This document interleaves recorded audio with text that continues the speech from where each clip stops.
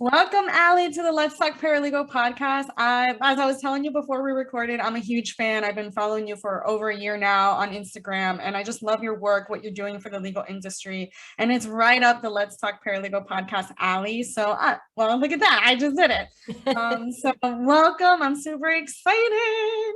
Thank you. Thank you. I'm happy to be here with a fellow Miami gal who wants to change the legal industry from the inside out. And, I love that you are doing that from the perspective of the team, of the support staff, of the people that support the lawyers. And I'm doing it from the perspective of the lawyers and, how lawyers can build lives and law practices that they love with this new law business model I created when I was in private practice, because we really need to come together and do it together. And I have to tell you, I was the worst boss in the world. No, I don't believe it. You're the sweetest thing in the world. What are you talking about? Oh my gosh. I had no leadership skills.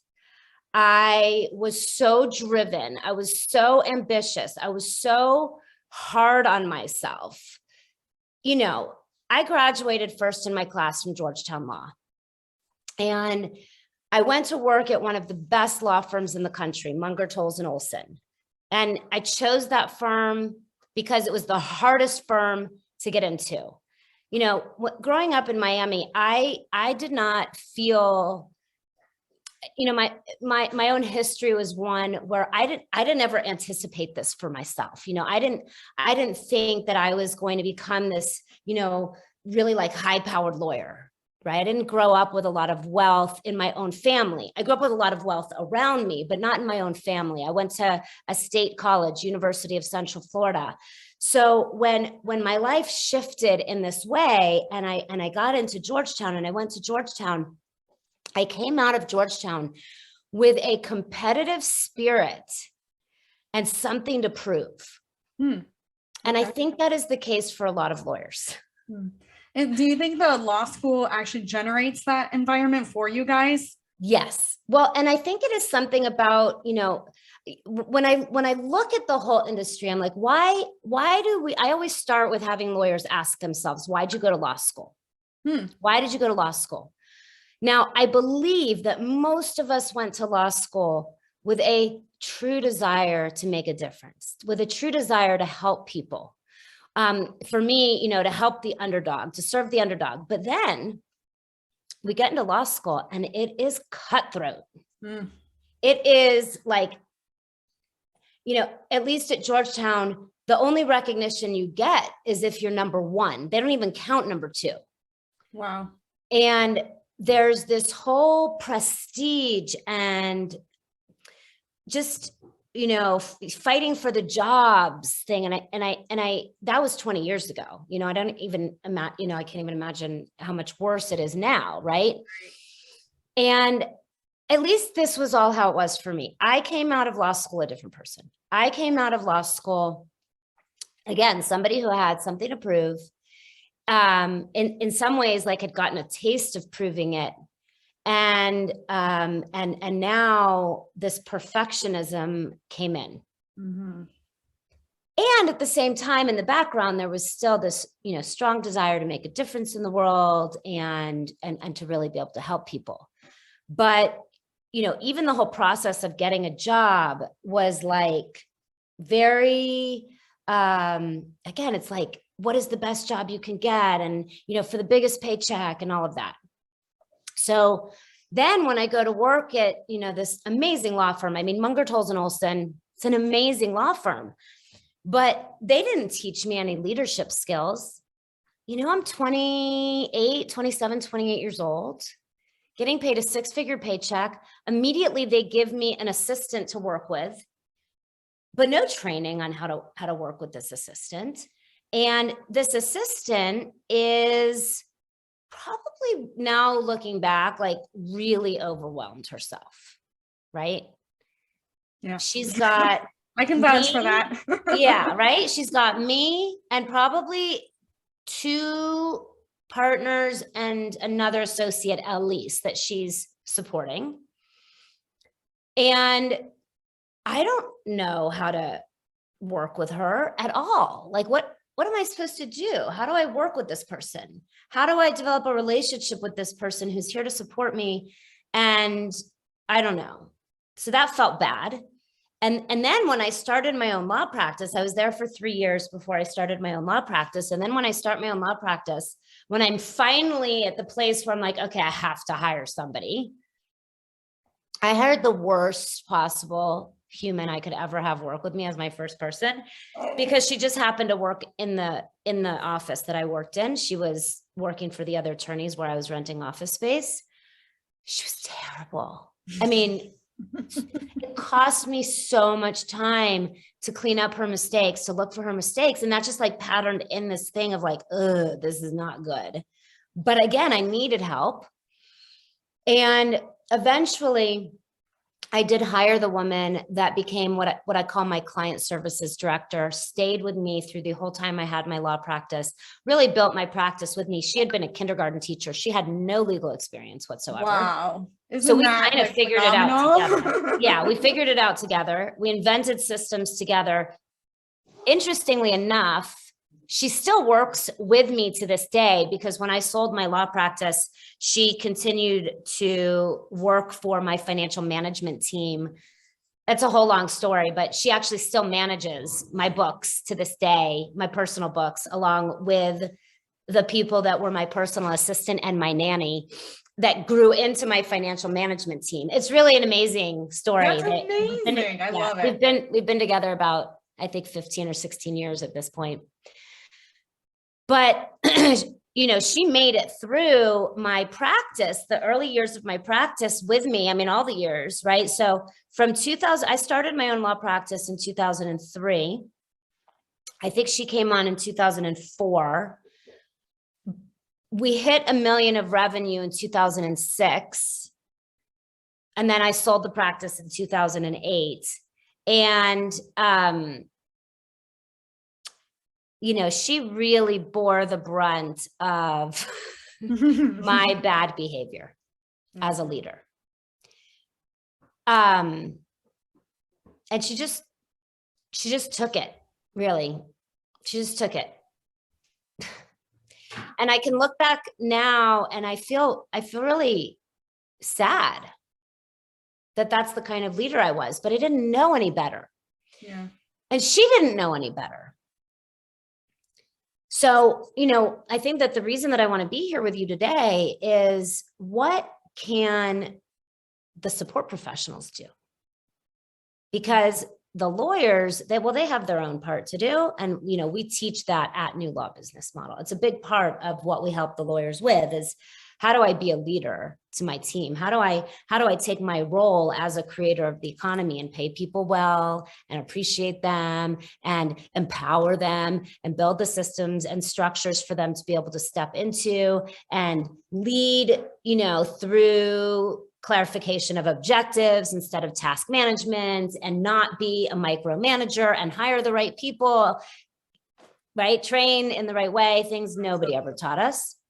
Right. So we teach that at New Law Business Model to the lawyers. But it does also require something from the support professionals. Absolutely. What do you think it is? Do you have a sense? Speaking up, I think, has a lot to do with it. You know, I know from my personal experience watching other people as well. And it's funny enough, I was having a similar conversation yesterday when I was a guest on somebody else's podcast. They had asked me a similar question of what can the legal support staff do as well. And I say, well, speak up, because after the meeting, they're talking about, well, that's not going to work and this and that, and they want to talk about it after. But I'm like, the leaders need to know that this may not be the best option right now. And instead of just telling them it's not going to work, on top of that, bring them some solutions. Hey, I know about this software. I've worked on this one before, and then it's worked, and I think it'll be a great fit. You know, I think as the legal support staff, we are the grunt workers, right? We're the frontliners. We're the ones, all the ins and outs of the business. The leaders are up here, you know, managing and making sure that everything runs, the lights are on, everybody's paid, you know, and on top of that, practice law, right? Because, you know, that's always a thing. And I think sometimes as legal support staff, we either are afraid to speak up, thinking that maybe we're not good enough. Or you're going to get fired. Or you're going to get fired, right? Because you're speaking up. I always say for people that think that, it's about the delivery, right? You can't just come in all guns blazing, super aggressive. I think it's more, you have to understand the way and how people communicate with each other, right? So if your attorney or your manager best communicates through an email, maybe that's something you can do through a text message, or set up a meeting maybe in private if you feel like they're going to be embarrassed because it's a whole team meeting. Nobody's going to know your manager or your attorney better than you if you're that person, on a day-to-day basis. So knowing how to approach them, in the way to approach them, maybe take them out for dinner or lunch or a breakfast, or bring them coffee and their favorite dessert, or whatever the case may be, to sweeten up the conversation. I think it's all about the delivery and how it's delivered that's going to really change the trajectory of what comes next. Yeah. And here's what I will say. Look, we hear it like out in the world. If you see something, say something. If you see something, say something. And most lawyers are, at least in my experience, the ones that are the great ones to work with. And look, if you are great at what you do, there is no shortage of work for you. So I want you to know that for sure. If you are an experienced or even inexperienced support professional, but who's a fast learner, and you don't make typos, or you catch your typos, or not that you have to be perfect with typos, but like, believe me, there are so many support professionals out there who just are sloppy, messy, don't care, can't stay focused, can't get the jobs done.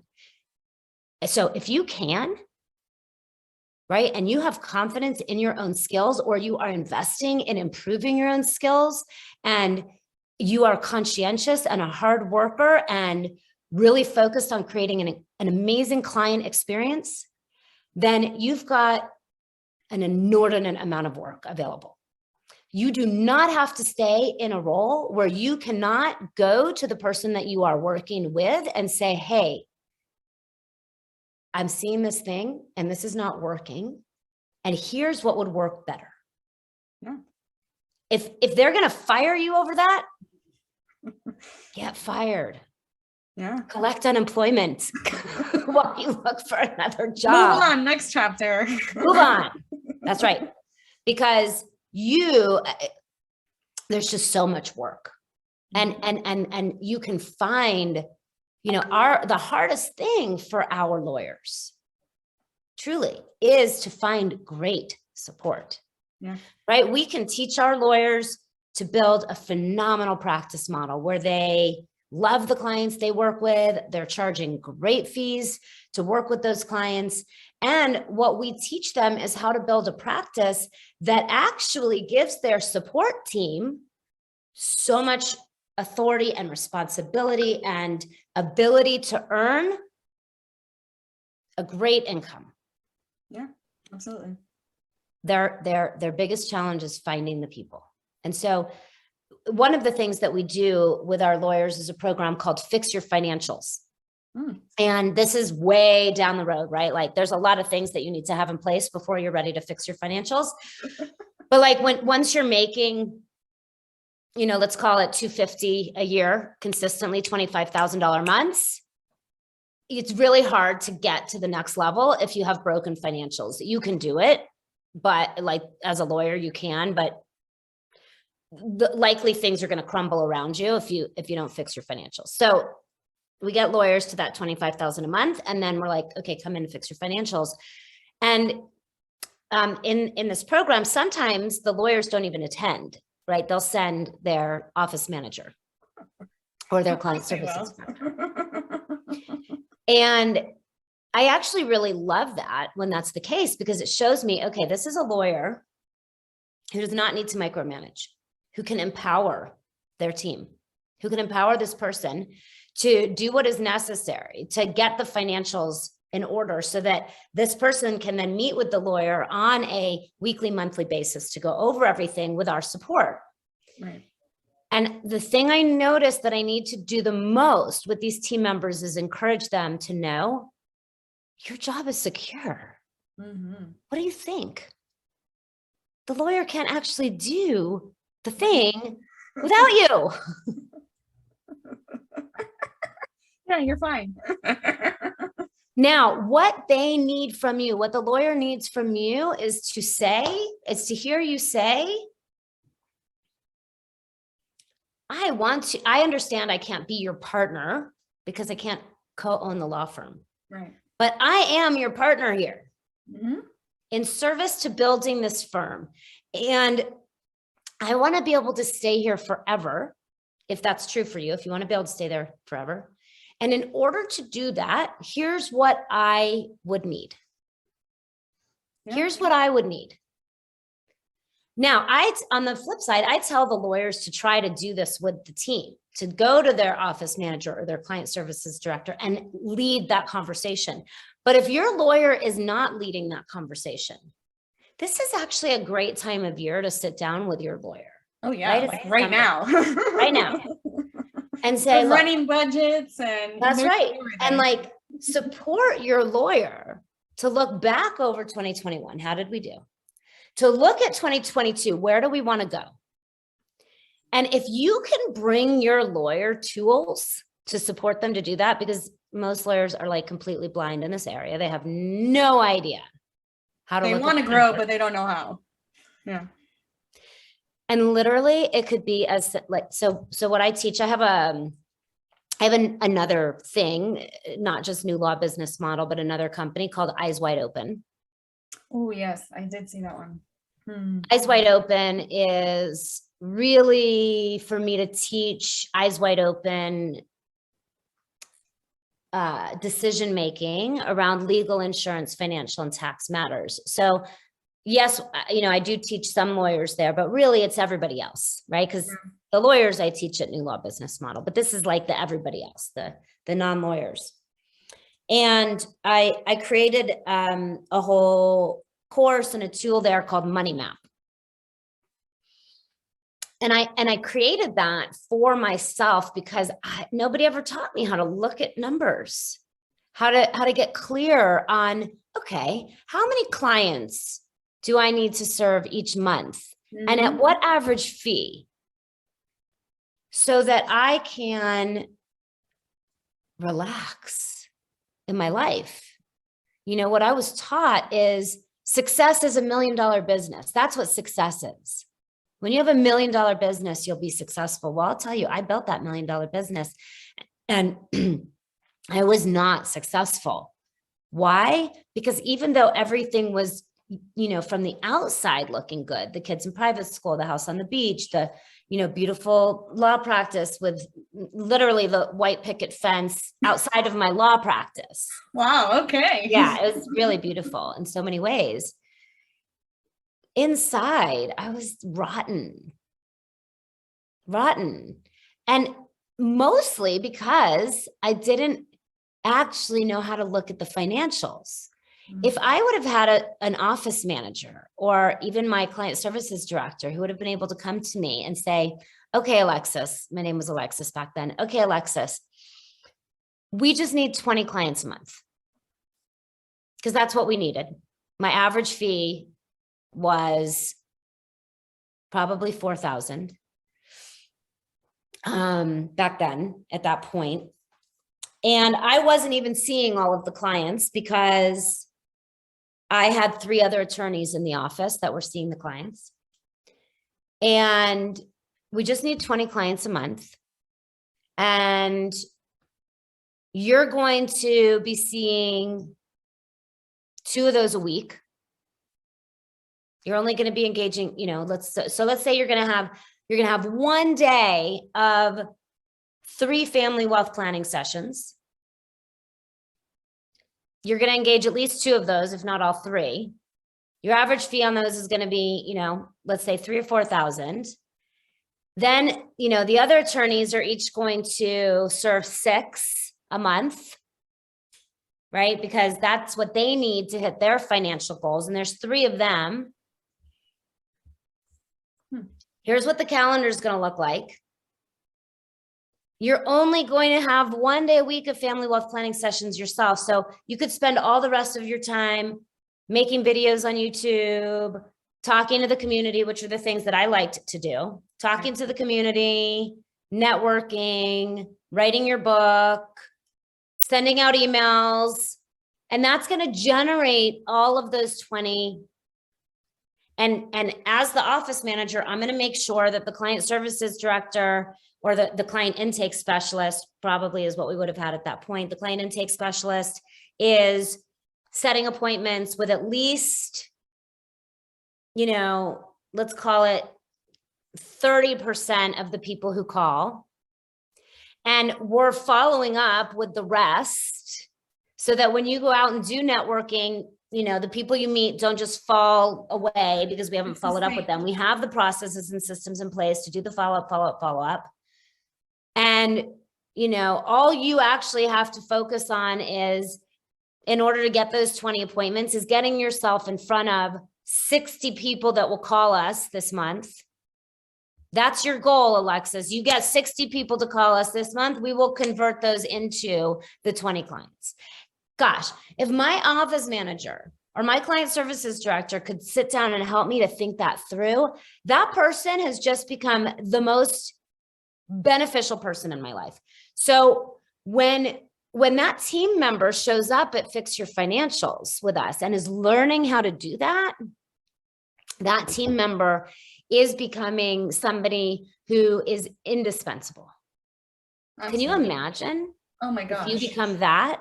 Yeah, absolutely. You don't have to own the law firm. And that's a trait or a skill that you can carry anywhere else. I mean, you don't get taught financials, unless you go to private school and, you get a different type of education. But let's just talk about the public system in general. We don't get Even if you go to private school, nobody teaches this. Trust me. I went to Georgetown. That's true. I came out and I built $2 million businesses. How did that happen? Mostly because it was in my blood, I think. Yeah. But because you were working crazy hours, I can only imagine. You only slept like 2 hours a night. Like it must have been like an exhausting.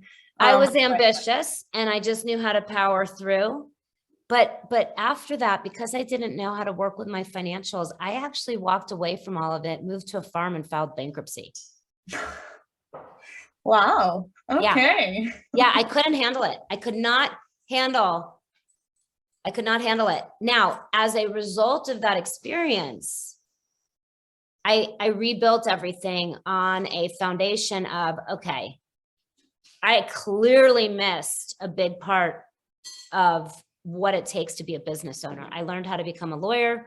I learned how to do sales and marketing and build $1 million, $2 million businesses because I could sell and market, but I did not learn how to manage the money. I did not learn how to lead a team.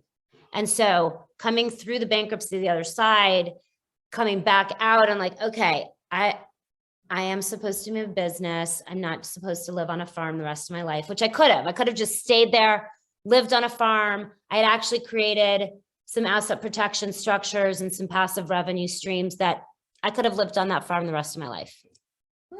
But I wouldn't have been internally fulfilled.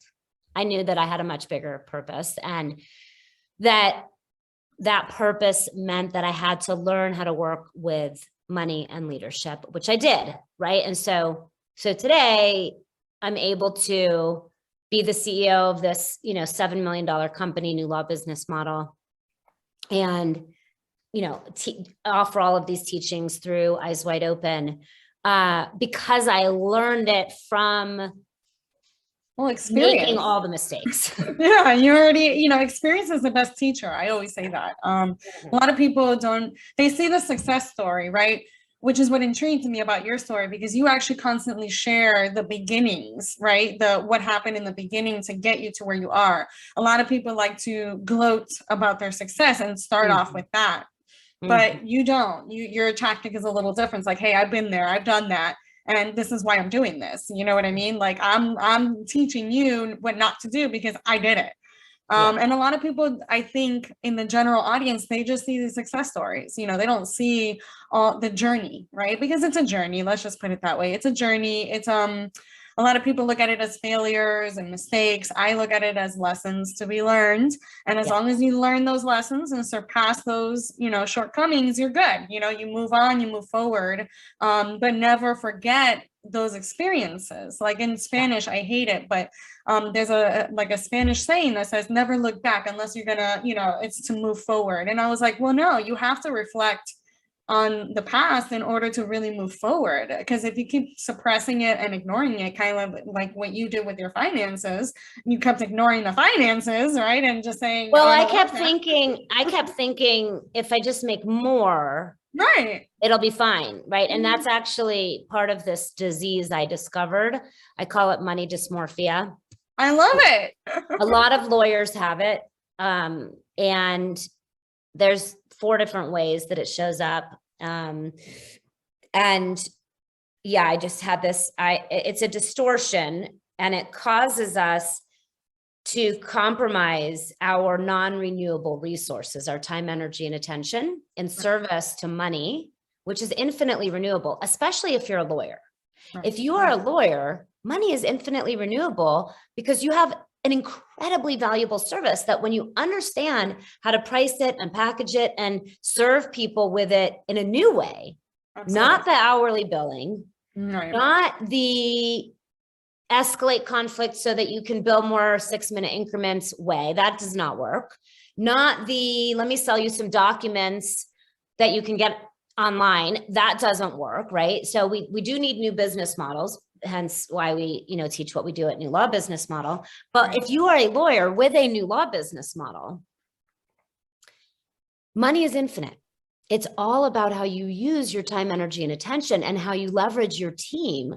And this is why, I really, really want to encourage the team members, the support professionals, those of you that are here, this is called Let's Talk Paralegal, right?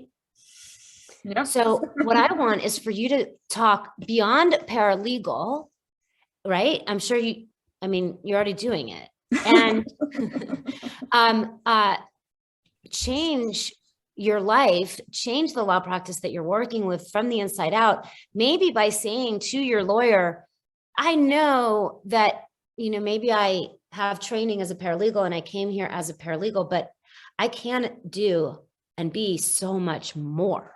Absolutely. I can be your partner in growing this law practice, even though I'm not an owner of the law practice. And we can structure my compensation so that I want to stay here forever, so that as you grow, I grow, so that I'm able to hit my financial goals as the firm hits its financial goals. So you don't have to feel that you are in this alone. Yeah.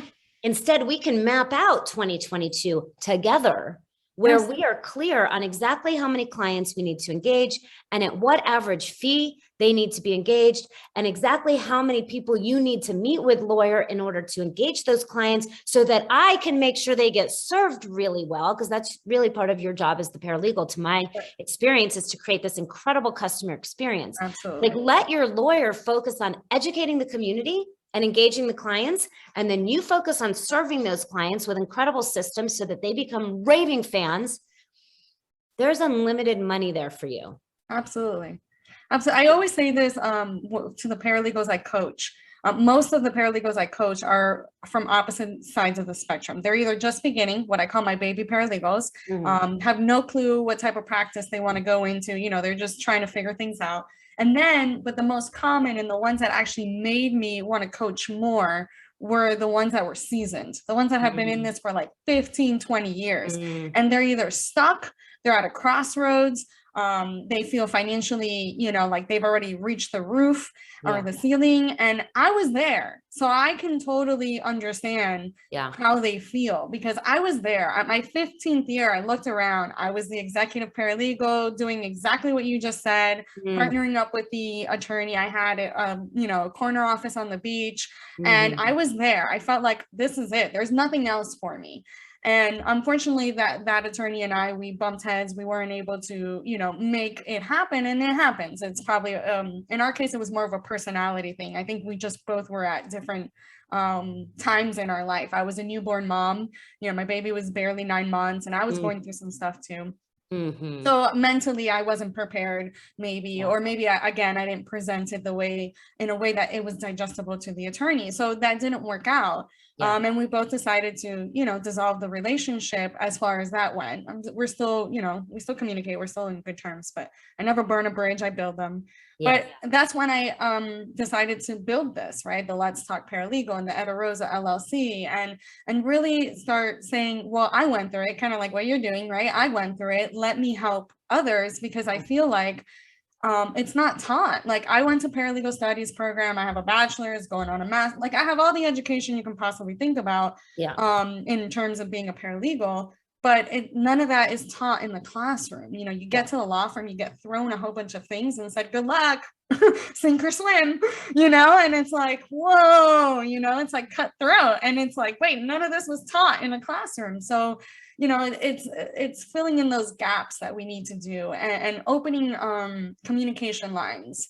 I feel like we're always like walking on eggshells, either side of the spectrum. It doesn't matter. And that's really what we focus on. We focus on communication. That's what we do in general. Legal professionals, we communicate, whether it's through written word, verbally. I mean, we do it all day, every day. That's literally our job, is to interpret the law and communicate it accordingly.